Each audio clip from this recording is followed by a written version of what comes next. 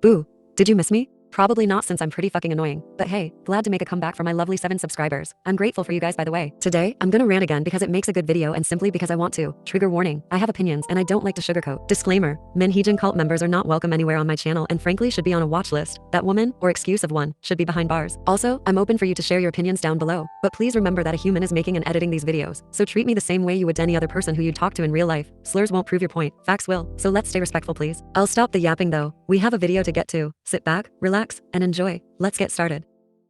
So recently, on March 7th, NewJeans and Adore had their injunction court date because Adore filed one to stop NewJeans from making music without the company's consent and from signing advertising deals on their own, basically saying that they need to be involved in what the group does because Adore manages them. And of course, the members took a page out of their CEO mother NewJeans and chose to stir up drama because every member was wearing an all-black outfit, seemingly attempting to make a statement and look professional, even though they didn't do any of that. Props to them for dressing for the occasion. Since they attended the funeral of their own career, I'd say the all-black was an appropriate choice in that case. We're going to start off on what Adore said first. One of the first things mentioned was that NewJeans' success wasn't just created from their talents, and that they benefited from the hard work of the Adore staff behind the scenes and from the resources Hybe put in. This statement is nothing but accurate, and it goes for most groups under big agencies. But I could already visualize bunnies clutching their pearls at the thought that a girl group that debuted with brand deal after brand deal in a company built brick by BTS, the biggest K-pop group in the industry, isn't privileged. And before I get called a Hybe stan in the comments, or some kind of army with a superiority complex, I quite literally couldn't care less about that damn company, and I rarely listen to BTS, but denying BTS's impact is like saying that the earth is flat. Adore, Hybe, and NewJeans all know this too because NewJeans was specifically marketed as BTS's younger sisters, even having the girls appear in their music video to boost their popularity before debut. Adore actually didn't bring too many claims up beside those main ones, but they had responses to some of the thing the NewJeans members said, which I will get into later. For now, let's focus on what the NewJeans girls brought to court and pretend to be shocked. The members brought, drumroll please,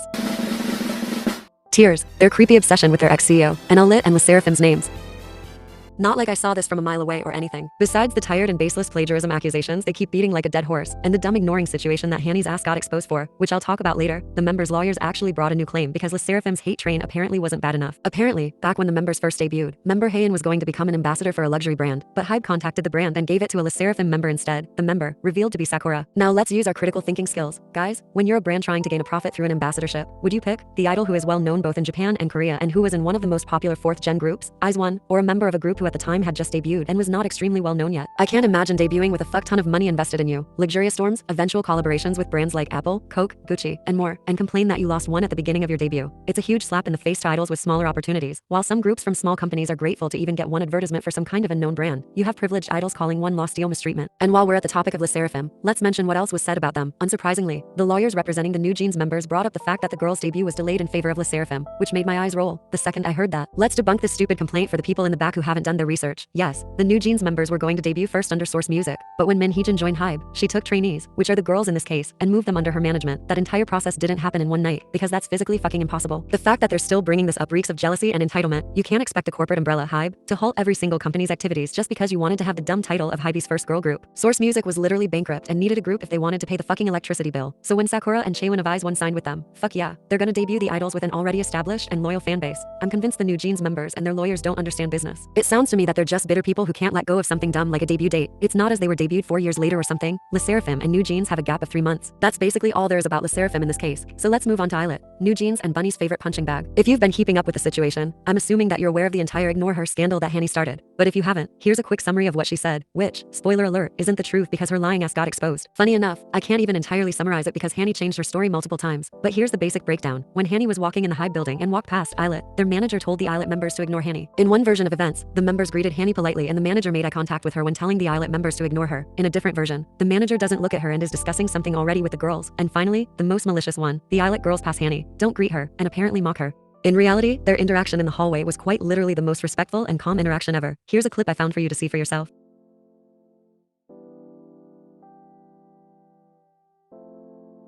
Of course, that clip can't prove what the manager did or didn't say, but the fact that there was an attempt to frame the Islet girls as villains and bullies is so fucking disgusting. K-pop stans are always the first to say that mental health matters and that minors and K-pop groups should be defended. But those morals exist only when it benefits them. All idols are humans until it's Islet, because apparently, a few unimpressive vocal performances diminishes their worth as human beings.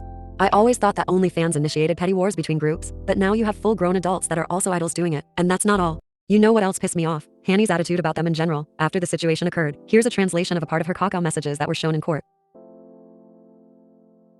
Hanny just proved that she has no concept of her and the other member actions having consequences. No, Hanny, they're not awkward because of the media. They're awkward because the woman you're backing with your entire soul is throwing out rumors to the media like she's throwing out bones to starving dogs. Nothing is ever their fault in their world. Everyone is against them and hates them secretly, because God forbid they make a mistake. Everything they've ever done wrong is just media play, right? Ruining the debut of a rookie girl group by influencing your fans to support your CEO? Never happened. According to Eyelet's label, Be Lift, after this entire incident was made public in November, the Eyelet girls were scared to go on stage even more than they already were. They were already experiencing disgusting smear campaigns, and instead of Hanny keeping her mouth shut or just discussing this privately, she fueled the fire along with the other members while smirking about it in court. They left the courtroom smirking after completely dragging their label mates through the mud. Let that sink in. The group, who is claiming to have been bullied since before their debut, is bringing two innocent groups' name into court for their own fucking benefit, to win the case that they started. This isn't some petty shit anymore. This is straight up bitter sabotage. At this point, no media rivalry or company drama ruined NewJeans' relationship with anyone. They did that to themselves by refusing to have empathy for those around them. If the suffering of others benefits them, why would they stop it? There's no excuse anymore for the group as a whole. 3 out of 5 of them are adults, and funny enough, it's the older members who are the most involved anyways. I could give a small pass to Hayrin and Hayan since they're still younger and aren't as vocal as everyone else. For all I know, they could just be following what their friends are doing because they don't want to lose them. My point still stands though. You could hate highball you want. I don't give a shit about that company, as I said at the beginning of the video, but I can't imagine excusing behavior like this for the sake of defending the artist. I'm not defending Bang PD. I'm defending Eyelet, Le Seraphim, the Adore staff, and their CEO. Speaking of their CEO, let's speak about her. Honestly, I feel like no one is actually mentioning her as a victim even though that poor woman has been through hell and back. Her crime, existing and trying to do her job. The second she entered that damn building, she was forced to help with issues that occurred way before she was CEO and was accused of not caring for the members. It's funny how it's always bunnies yapping about how Minheejin is some misunderstood genius in a field dominated by men, and how it's misogynistic to hate her but then harass a woman who's genuinely done nothing wrong just because she's not Minheejin. Talk about performative activism. Kim Joo-young is genuinely much more professional than I would have been in this case. If I was in her position, I would have been so fucking petty and just slapped Minheejin and the members' asses with lawsuit after lawsuit. But not only has she stayed respectful, but she's still doing her job.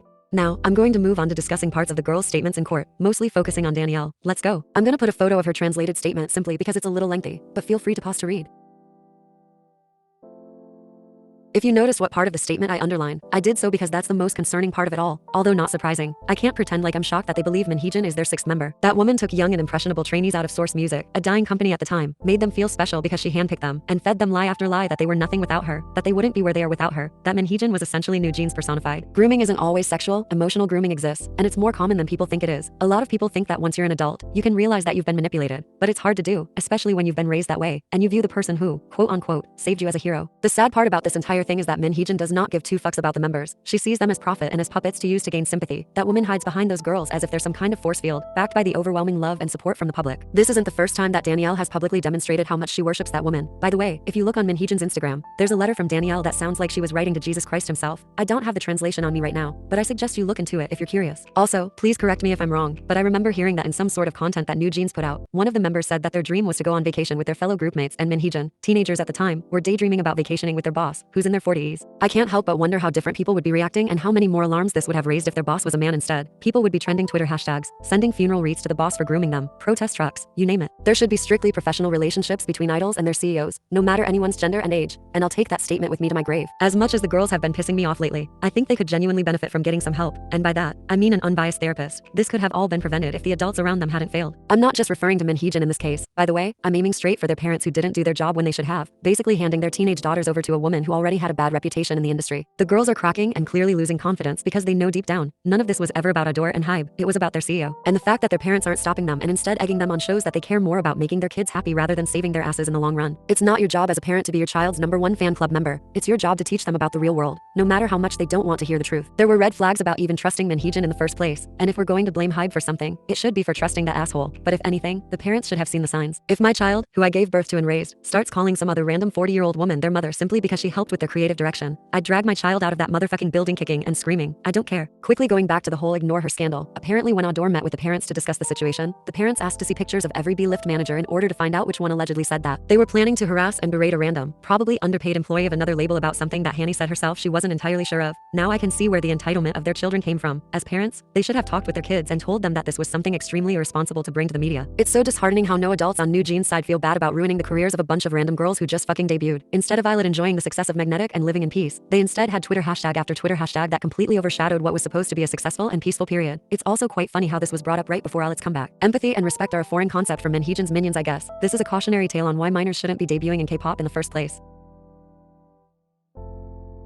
I just wanted to say that I feel bad for some of you, the non-toxic ones. To clarify, I've been following NewJeans as a casual listener since debut, and I really enjoy a few of their tracks, so I can't really say I know how you feel, but I find comfort in my faves too. As much as I can understand why you rush to defend your favorite artists, it gets to a point where you're not defending them, but you instead help them dig their own grave. If you really want what's best for them, the best thing to do would be to hold them accountable. It's hard to do, and I can totally understand why. The members have been marketed as the girls next door, the sweet friend group at school. Blindly following everything they say and harassing Hybe isn't helping them though. People who work for quote-unquote evil K-pop companies are humans too, whether they're a manager, stylist, producer, or something else. You can't feel empathy for one side and not for the other simply because those people are lumped under a corporate umbrella. Every hateful tweet you create about Islet and LE will not swing any legal proceedings in NewJeans' favor. It only shows how bitter you are that other groups dared to debut while your faves exist. Every hateful comment you leave under an Islet or LE are removed is another reason as to why those girls are losing their confidence. If you're going to take anything from this video, it would be to not always support an artist just because they're fighting a company. Empathy will get you so much further in life than hate. I didn't make this video because I worship Bank PD. I made it because I was frustrated. Frustrated that a simple marketing image can overshadow the wrongdoings of multiple people. Frustrated that privilege is not being recognized in this situation. That popularity plays a role in how much someone is valued as a human being.